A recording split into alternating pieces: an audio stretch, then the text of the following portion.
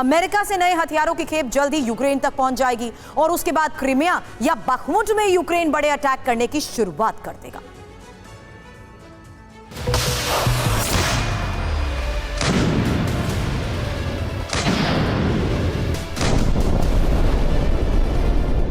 इतने घातक हथियार की पुतिन को नई रणनीति बनाने के लिए मजबूर होना पड़े।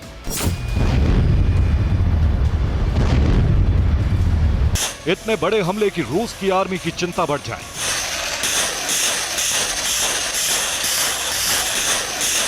रूस की सरकार और सेना को उलझाने का ऐसा प्लान कि फिनलैंड के खिलाफ एक्शन का ख्याल तक ना आए।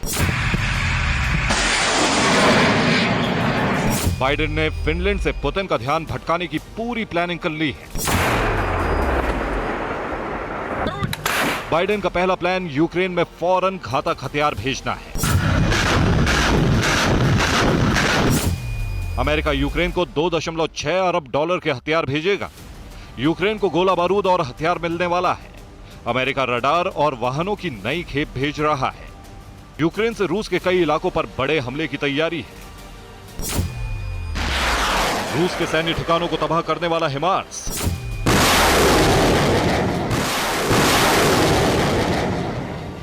रूस के सैन्य अड्डों का पता लगाने वाले ड्रोन,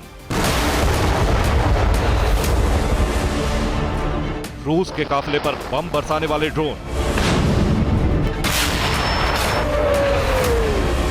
बारूदी सुरंगों को नाकाम करने वाली मशीनें,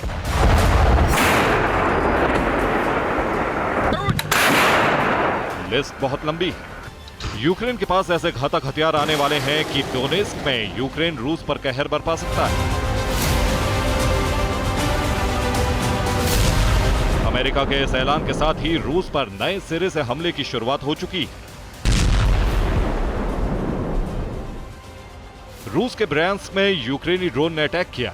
ड्रोन ने रशियन आर्मी के ठिकाने पर बम गिराया। ड्रोन ने रूस के आंतरिक मंत्रालय की इमारत के करीब भी धमाका किया। क्रीमिया में भी यूक्रेन ने कई बार हमला किया।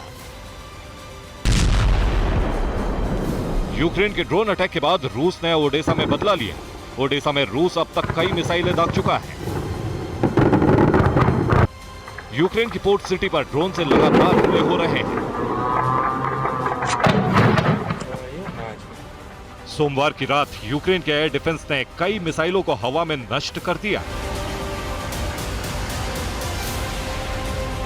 ओडेसा की सुरक्षा में तैनात एयर डिफेंस सिस्टम अब तक रूस के कई ड्रोन को गिरा चुका है, लेकिन इसके बावजूद ओडेसा में कई बड़े धमाके हो चुके हैं।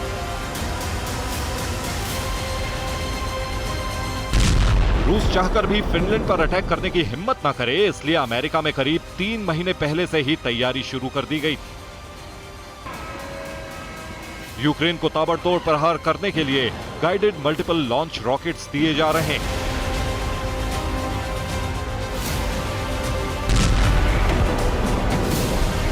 यूक्रेन को ब्रेडली लड़ाकू वाहन की सप्लाई भी शुरू की गई है। ब्रेडली टैंक की तरह प्रहार भी करता है और एक समय में 10 से 12 सैनिकों को सुरक्षित भी ले जा सकता है।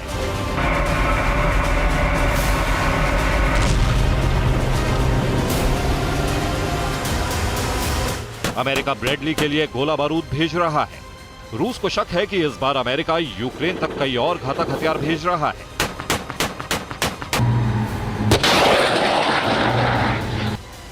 यही वजह है कि क्रीमिया की सुरक्षा और बढ़ाई गई है।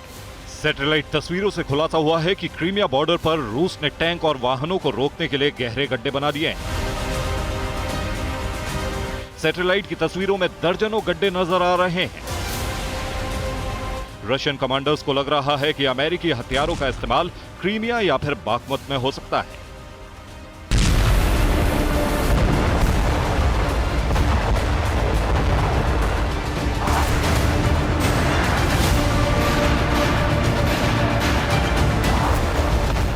रूस फिलहाल बाखमुत में जीत हासिल करना चाहता है, लेकिन अगर यहां पश्चिमी देशों के हथियार और टैंकों से रूस को बड़ा नुकसान होता है और बाखमुत से रूस के सैनिकों को लौटना पड़ता है, तो निश्चित है कि पुतिन का गुस्सा 7वें आसमान पर पहुंच जाएगा और फिर रूस को विध्वंसक हथियारों के इस्तेमाल से रोकना मुश्किल हो जाएगा।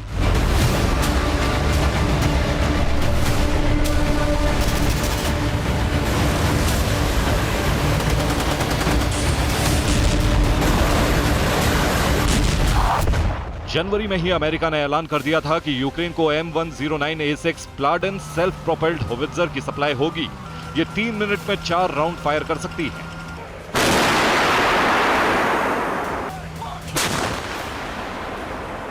अमेरिका ने 90 स्ट्राइकर आर्म्ड पर्सनल कैरियर और 300 M113 आर्म्ड पर्सनल कैरियर भेजने का ऐलान किया था। अब बर्फ पिघलने के बाद युद्ध में नई तेजी आ चुकी है और यूक्रेन के हथियारों की डिमांड को भी पूरा किया जा रहा है। अमेरिका का मकसद फिनलैंड को सुरक्षित रखना भी है, इसलिए यूक्रेन में रूस पर बड़े हमले करने की प्लानिंग के तहत हथियारों की सप्लाई शुरू की गई है। Bureau report, TV9 Bharatvarsh.